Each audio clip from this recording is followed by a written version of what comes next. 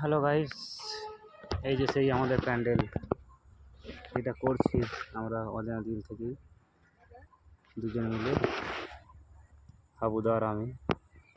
Phone থেকে দেখা নিজেদের মতেই তৈরি হচ্ছে, কেমন লাগছে। ওই যে উপরে উঠে আছে, আমি চূড়াটা দেখে দিচ্ছি। চাপাডাঙ্গা দেবী সুর সন্তোষী পুজো ভালোই মেলা হয়। ওই যখন ডাইস করা হয়েছে, কালকে কমপ্লিট দেওয়া হবে।